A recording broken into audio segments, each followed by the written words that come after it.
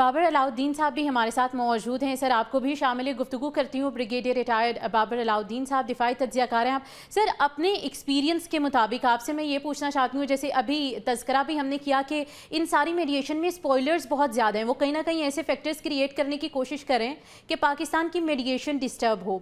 क्या समझते हैं कि आने वाले वक्त में जो हमें कहीं ना कहीं एतमाद का फुकदान नज़र आ रहा है ईरान के दरमियान, अमेरिका के दरमियान, किस तरह से उसको कवर किया जा सकता है? बहुत शुक्रिया जी। आपने स्पॉइलर का जिक्र किया। देखिए, स्पॉयलर्स दो किस्म के हैं। हम्म। एक तो स्पॉइलर है हिंदुस्तान। जी। उसकी तो ख्वाहिश ये है कि पाकिस्तान का नाम दुनिया में इस तरीके से प्रोमिनेंट ना हो। उसकी हम्म। तो पूरी कोशिश, उसको इससे कोई सरोकार नहीं है कि पीस होता है या नहीं होता, मुज़ाकरात होते हैं या नहीं होते। उसका टोटल कंसंट्रेशन इस चीज़ के ऊपर है कि पाकिस्तान को डिफेम किया जाए और हम्म। किसी तरीके से ऐसी सिचुएशन क्रिएट की जाए कि पाकिस्तान का जो मीडिएशन में मरकजी किरदार है वो दागदार हो, और पाकिस्तान और अमेरिका के दरमियान बिलखसूस कोई ऐसी बदएतमादी पैदा की जाए। कोशिशें करते भी रहे। आपको पता है कि लास्ट मंथ उन्होंने एक शोशा छोड़ा था कि इस्लामाबाद के नूर खान एयरबेस के ऊपर कुछ ईरानियन फाइटर जेट्स, जी। ईरानियन जहाज फटे। तो इसलिए था कि अमेरिका के जेन में डाला जाए कि पाकिस्तान और ईरान की साइड ले रहा है। एक हम्म। तो सबसे बड़ा स्पॉइलर ये है। अभी जो इनका नेक्सस इसराइल के साथ है, इसराइल इस पूरे के पूरे अमल में इसको सबोताज करने के लिए सबसे बुनियादी किरदार हम्म। उसी का हो सकता है। उनकी कोशिश भी है क्योंकि वो अमन नहीं चाहते, वो जंग बंदी नहीं चाहते। ग्रेटर इसराइल के कॉन्सेप्ट को अगर उन्हें परसू करना है, उसको उन्होंने आगे बढ़ाना है, तो उसके लिए जरूरी चीज है कि गल्फ में जंग फैले, इस्लामी ममालिक आपस में लड़े, जहां पर ज्यादा अनरेस्ट हो, ज्यादा हम्म। यहाँ पर ओवरऑल सिचुएशन जो है ना खराब हो। और वो इसी सूरत में होगी कि जंग अगर नहीं रुकती और इसराइल को मौका मिलता रहता है अमेरिका की शय में उची। तो ये दोनों स्पॉइलर्स तो हैं। और हम्म। अब देखें क्या लबनान में पिछले 3 दिनों से जिस तरीके से इसराइल ने बॉम्बिंग की है, हम्म। ईरान शुरू से कहता चला रहा है कि लबनान के इशू को भी इसके साथ लिंक करें, बिकॉज वो भी मिडल ईस्ट में लोकेटेड है। हम्म। इसराइल उससे इज्तनाब करता है। अभी अब ये एक स्पॉइलर किसी सूरत हाल आगे जाके मुश्किलात पैदा यकीनी तौर पर कर सकती है। लेकिन इसमें हौसला अफजा, ये पॉजिटिव बात यह है कि for the first time in hmm. History America ने इसराइल पे चाहे दबे लफ्जों में चाहे इनडायरेक्टली हम्म। तनकीद की है, उन्हें क्वेश्चन जरूर रेज किए हैं। आज भी हम्म। अमेरिकन वाइस प्रेसिडेंट ने ये बात की है कि लबनान में जंग बंदी होनी चाहिए। हम्म। अमेरिकी सदर का ये कहना कि लबनान में जब इसराइल अटैक करता है तो सिर्फ हिजबुल्लाह के लोग नहीं उसमें शहीद होते हैं, आम शहरी मारे जाते हैं। जी। तो इनकी आपस में हॉट टॉक्स भी नेतन्याहू की और अमेरिकी सदर की और वाइस प्रेसिडेंट की हो चुकी है। ये स्पॉइलर तो डेफिनेटली हैं, लेकिन फिलहाल माहौल पॉजिटिव है। और उसमें अच्छी हम्म। चीज यह है कि दोनों फ्री हैं, ईरान भी अमेरिका भी, हम्म। दोनों डिटर्मिन्ड हैं कि मुज़ाकरात होने चाहिए, दोनों पॉजिटिव हैं। और हम्म। बड़े अच्छे नोट पे इन मुज़ाकरात का आगाज हुआ है बिल्कुल। अच्छा पाकिस्तान सर, के जिस तरह से किरदार अभी के। आपने तस्करा किया है कि ये स्पॉइलर तो हैं फील्ड में, लेकिन यहाँ पर हमने जो खुशाइन चीज़ देखी है वो ये है कि दोनों ममालिक के दरमियान, इसराइल और यूएस के दरमियान कन्फ्रंटेशन हुई है। उसका इम्पैक्ट पड़ता हुआ भी हमने देखा है कि इसराइल ने कहा है कि लेबनान पर जंगबंदी हमने रोक दी है, लेकिन आबनाए हुर्मुज़ का दोबारा बंद होना और ईरानी ज़राए का ये कहना कि हमने इसलिए बंद किया है क्योंकि लेबनान के ऊपर हमलों का सिलसिला जारी है। क्या समझते हैं आने वाले वक्त में ये देर पा साबित होने वाला है? क्योंकि ईरान ने तो डायरेक्टली कह दिया है कि हमारा अमल बराए अमल और माहिदा बराए माहिदा होना चाहिए। देखिए, अपना हुर्मुज़ को बंद करने की जो बातें हैं उनमें कंट्रडिक्शंस हैं। अच्छा। आज़ाद ज़राए से तस्दीक तो नहीं हुई, लेकिन हम्म। अगर कोई ऐसी बात है भी तो बेसिकली वो एज अ वार्निंग है। ईरानियंस भी उसको एज अ कार्ड यूज करना चाहते हैं। जी। लेकिन चूंकि अमेरिका ये कह चुका है, बारहा कह चुका है कि इस अमन के अमल में उसको आगे लेके जाना हम्म। चाहते हैं, सिंसेरिटी के साथ लेके जाना चाहते हैं। और अब पाकिस्तान के किरदार की भी बात कर रहे थे। ये किरदार को आम किरदार नहीं, normal hmm. Norms of diplomacy के अंदर रहते हुए किरदार नहीं है।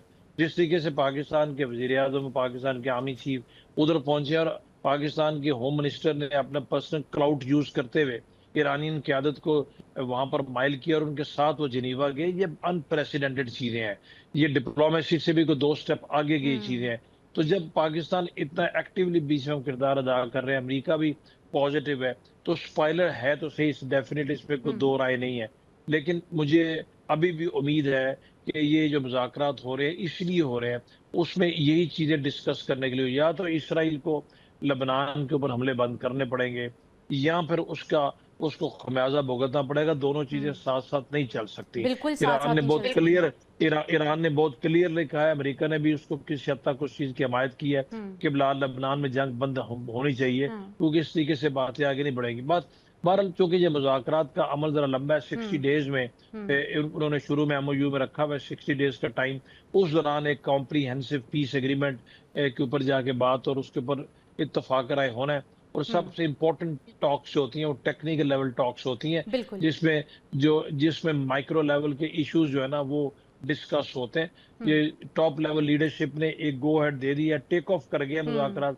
अभी आगे चल के पूरा मुझे यकीन है कि ये बेहतरी की तरफ जाएंगे। बट ये इरिटेंट जो है, जो हम्म स्पॉइलर की बात हम करते हैं, जी। इससे अमेरिका भी आगाह है, हम्म इससे पाकिस्तान भी आगाह है, ईरान भी आगाह है, गल्फ में कंट्रीज को भी पता है। हम्म लेकिन डेफिनेटली सिर्फ आगाह होना जरूरी नहीं होता, हम्म उसको रोकना जरूरी है। रोक उसको सिर्फ अमेरिका सकता है। बिल्कुल। क्या क्वेश्चन ये है कि क्या अमेरिका अब भी इसराइल को ये ना रोक के अपनी पोजीशन को मजीद खराब करना चाहता है, हम्म दुनिया में मजीद आइसोलेट होना चाहता है, मजीद फ्रस्ट्रेशन की तरफ जाना चाहता है, वो डोमेस्टिक प्रेशर मजीद बिल्ड होगा? हम्म कतन नहीं।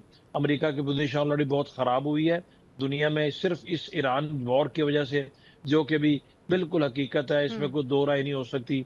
कि अमूमी राय ये है कि इसराइल के कहने पर उन्होंने अनजस्ट वॉर शुरू की थी, हम्म अब तो खुद भी कहना शुरू हो गया है, तो अब वो उस जंग को बंद करके अमन की बिल्कुल तरफ जाना चाहते हैं। बिल्कुल। और और सर ये मेरा तो सारी ख्याल है, दुनिया देख रही है कि अब अमेरिका ये चाहता है कि इस जंग का खात्मा हो, टेबल पर आकर दोनों फरीकैन बैठें और फैसला हो कि क्या रुख इख्तियार करना है। अच्छा अजहर साहब, आपकी जानिब आना चाहती हूँ। जिस तरह से हमने बात की कि डिप्लोमेसी को 60 दिन 70 दिन गुजर चुके हैं, डिप्लोमेटिक फ्रंट पे आप बेहतर तरीके से जानते हैं कि ये एक प्रोसेस का नाम है। लोग प्रिडिक्ट करते हैं कि 1 दिन में या 2 दिन में या 10 दिन में इसको एंड किया जाए, लेकिन जो सारा वक्त लगा है वो मुज़ाकरात की मेज़ पर इस दिन के आके बैठने के लिए था। देखिए, आज हमें जो है ना अपनी कामयाबी को सेलिब्रेट करना चाहिए। बिल्कुल। आज बतौर कौम, एज ए पाकिस्तानी, मेरा ख्याल है मेरा तो सर फखर से बुलंद है। और इसके साथ साथ यही कैफियत आपकी भी होगी, बिल्कुल यही यही है। ब्रिगेडियर साहब की हम्म होगी, यही आज आपके पूरे स्टूडियो में मौजूद लोगों की होगी, और हर आम पाकिस्तानी की होगी। हम्म क्योंकि आज जो हमें एजाज़ मिला है, हमारी जो रिकग्निशन हुई है, हम्म वो अनप्रेसिडेंट, उसको कह सकते हैं कि इसकी कोई मिसाल नहीं हम्म मिली। कौमें तरसती हैं, कई कई सौ साल जिनकी हिस्ट्री है, हम्म वो इस काम के लिए, जो इस तरह के किरदार के लिए मुतमन्नी होती हैं। देखिए, बरतानिया बड़े अरसे तक पूरी दुनिया के फैसले करता रहा। हम्म उनके जो ताज बरतानिया होता था, उसके अंडर दुनिया के ममालिक के जो किस्मत के फैसले होते थे। आज यहाँ के जो मुबसरीन हैं, एनालिस्ट हैं, वो ये कहते हैं कि हमारा ये किरदार पाकिस्तान ने छीन लिया है। ये एक बहुत बड़ी पाकिस्तान के लिए अचीवमेंट है। कह सकते अचीवमेंट है कि ईरान और अमेरिका, जिनके दरमियान गुज़िश्ता कई दहाइयों से लड़ाई चल रही थी, और उस लड़ाई में जो है हज़ारों लोग अपनी जानों से हाथ धो बैठे, हम्म और इस मुश्किल तरीन वक्त में पाकिस्तानी क़यादत ने जो एक फ़ैसला किया, हम्म जिसमें सिविल और मिलिट्री क़यादत दोनों शामिल हैं, और दोनों को क्रेडिट देना चाहिए। वज़ीर आज़म शहबाज शरीफ की लीडरशिप को क्रेडिट देना चाहिए। फील्ड मार्शल सैयद आसिम मुनीर, जिन्हें देखिए, दुनिया में जो जनरल्स का काम होता है लड़ाई लड़ना, हम्म